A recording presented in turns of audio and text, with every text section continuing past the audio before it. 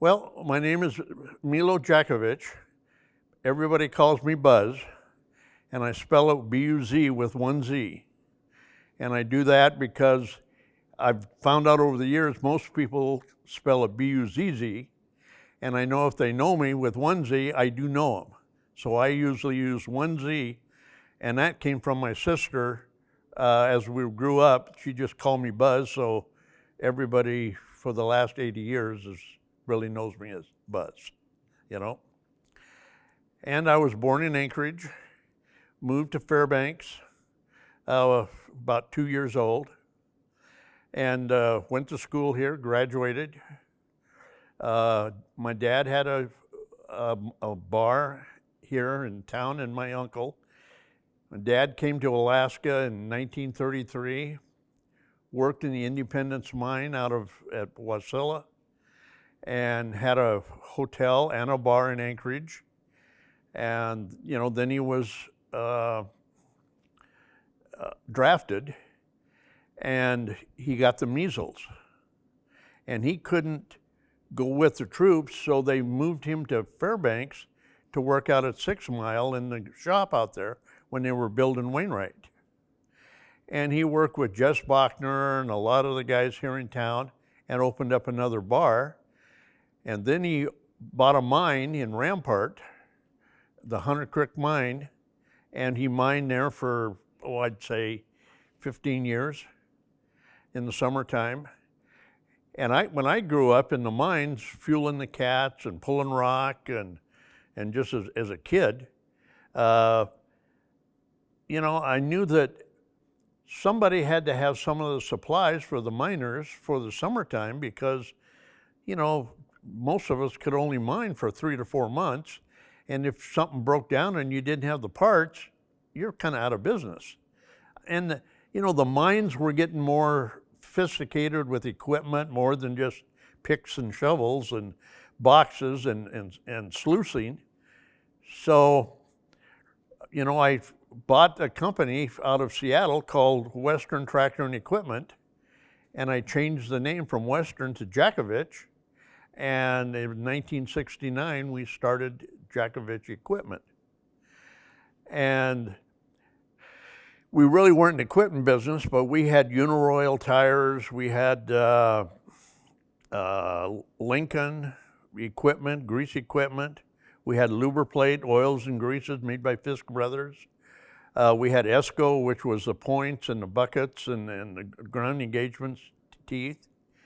And then the pipeline was talking about going, but that really didn't get kind of started as quick as we thought things were going to happen. But we had to build the road. So the road was, basically built by Frontier Rock and Sand, Burgess Construction, Green Construction, and those were all of my customers that I'd been selling things to in the summertime. So we put in an Esco press so we could make slings. And that was one of the main things that a lot of the contractors told me that they kind of had to have because, they had to unload loads, so they had to have sling, and most of them were all made out of cable. So we got into the cable business, and, we built 90% of all the slings that were used on the pipeline. I mean, I had guys working 24/7, making 300 1-inch by 30-foot slings, and all sizes for, to unload all this equipment. And our shop is in the railroad industrial area, and our building is right behind the inn where the track stops. I mean, the whole track in the United States comes all the way up here, but it stopped right behind our shop. So I was able to see every day, every cat, every loader, everything that was coming in the pickups, the grease trucks, everything that was being unloaded because it was right behind the shop. So I knew right off the bat when people told me that, well, in fact, I'm a curler, and I curled most all my life here, curling stones and throwing rocks. And I got to know some of the oil company people curling from Canada, especially Neighbors Drilling, and Jim Taylor, which was running Neighbors Drilling at that time. He had a good friend, which was Bannister Pipeline, which was the pipeline people. So through curling, I got to know these people of these companies that were coming to Alaska to build this pipeline. So we had a good in with them, and I got to learn the very first expediters, purchasing people, everybody that Fluor, at Bechtel, MK, HC Price, MK, were sending in. I just heard that they were in town and where they were, and we started doing business on the pipeline. And probably rigging, oil and grease was probably one of the biggest things that we were good at. I was really good at knowing what it would take to keep a dozer, a pipeline, a loader working at 40, 50 below. I knew what kind of grease they had to have, who made it, Lubriplate made low temp, that was the grease.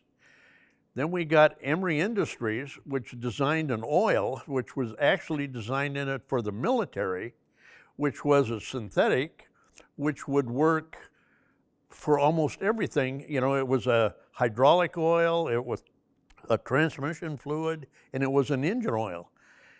Frigid Go, which was the original type of a synthetic, we could pour it at 75 below zero. Nothing else would even come close to that until Conoco come in with their DN600, and that was a regular oil company that came up here to supply oils and grease for the pipeline. But we had the very first stuff that took to make it work. The other big thing that we had to accomplish was the hydraulic systems on all the hydraulic equipment. The hoses and whatever those were made by Caterpillar, International, whoever designed that equipment, just put a regular standard type hose on it. Those hoses would not work at 40, 50 below. So we got, in fact, I got Goodyear to develop and make what we called Arctic Ortac, which was a low pressure hose that we could use for just fueling. We made it from 1/4 of an inch all the way up to 4 inch, suction hoses and so forth. And they just developed that hose and we tested it. Now we had a hose that we could sell to the people for Arctic moving. And probably 80, 90% of all the equipment that came up here for the pipeline had to change those hoses. We would get brand new grease trucks in, oil trucks, fuel trucks, take off all the hoses and put on all Arctic type hoses so that they could work. So I kind of got to be known as a guy that they would, expediters, purchasing people would come to say, we got to go see Buz to see what we're going to have if we're going to try to work all winter. And up until that time, really, most construction stuff didn't even try to work through the winter. Worked up to it because your hoses would break, your oil would freeze up, and you just didn't work it. But the pipeline was 24/7 around the clock, and things just had to be done to make those changes. So that's where we worked. We opened up a store in Valdez to take care of that end of the pipeline. We had our main store here in Fairbanks, which was with the purchasing people. Anchorage, we bought that store from Western Tractor after the pipeline. So we had 3 stores in the state. And then I bought another store, or opened a store up in Wasilla, probably about 25 years ago. We moved after the pipeline from a lot of, from the rigging business more into the hydraulic business and doing hoses and pumps and grease equipment. And, we helped people build the grease trucks that came up. There was like 300 grease trucks on the pipeline. And, Lincoln, Alamite, all those people had to have the best pumps. And, I saw brand new grease trucks coming in with probably 10 pumps on them. And we take all 10 pumps off, which most of them were maybe a 20 to 30 PSI pump. And we'd increase them to a Lincoln 75 PSI that would pump in cold when those vans were cold, so they could go out and grease the equipment.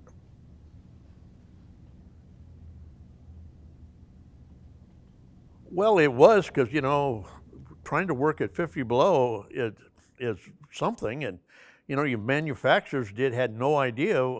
I mean, they'd worked in Minnesota and in 20, 30 below, but not where it would sit out there all winter and try to get it up and get it working. I mean, Alaska built big terminals and a lot of stuff was inside, tried to keep it warm, but you had to get a D9 started out there at 40 below somehow to get it in the shop so you could get it set up so it could go to work.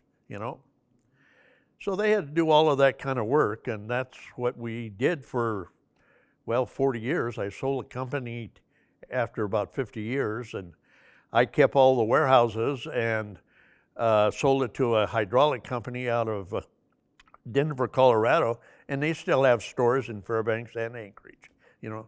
They took care of all of my employees. We had 40, 50 employees, so it worked out really good for us.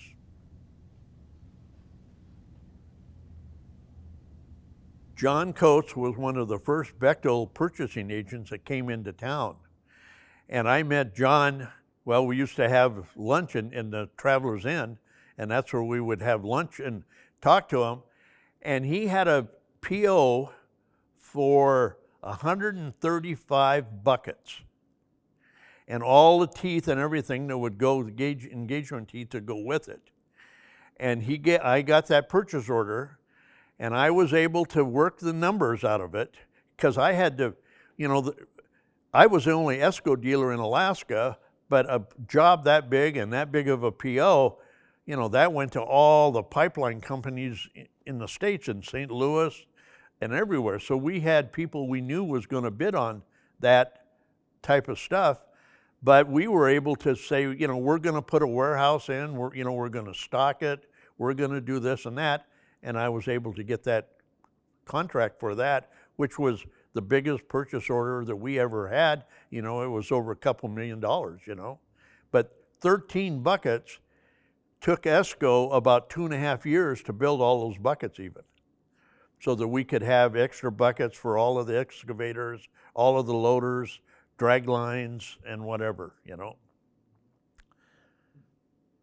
So John Coates was a good friend of ours, and met a lot of people, a lot of purchasing after the pipeline.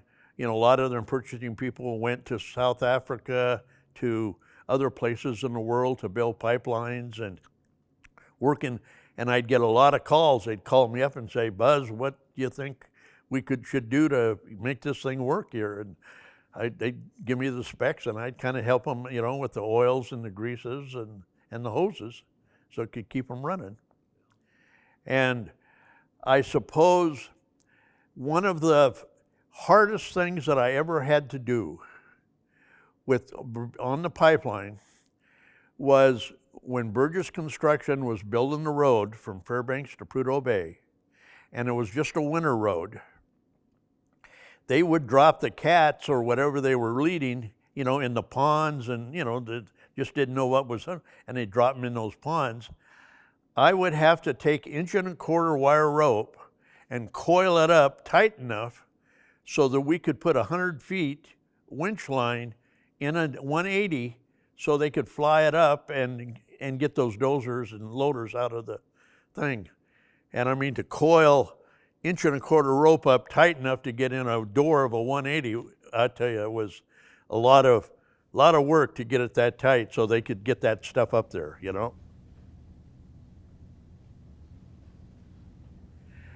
Well, I think if you talk about, Alaska, the gold rush and the gold and the mining, the pipeline was a thing that brought it out of the real mining industry into something different. I mean, the military bases were here. We built military bases, and Alaska, is a big part of our safety system in the whole world. And, that took contractors, Peter Kiewit, Green Construction, MK, they were all in Alaska doing these small jobs and so forth. The pipeline was one of the biggest jobs in the country, and for a long time. And we were able to do it in 3 years, and to bring all that equipment, to haul all that pipe up over the road and do it, and pretty much on schedule, was amazing. And I met people from Bechtel and Fluor that go all over the world doing jobs like this, where there's no runway, there's no roads. They have to start right from the ground, build an airstrip, build airplanes that could haul stuff in and do it. And we were doing all of that right here. So that all, what we learned here, went to other countries and to do other jobs, So we were pretty fortunate, I think, to be, I think I was, to be in that air for most of my life and so forth, and still be around and, see these buildings like this. I know we're going to get some more pipelines. I know they're going to get oil and gas out of there. That is just going to come with all the politics that it takes to do it. I don't know if I'm going to see it, but I think for my kids and my grandkids, it's going to be here. So I kind of write down and kind of give them a little heads up of, what they might want to do and how they might want to take care of it.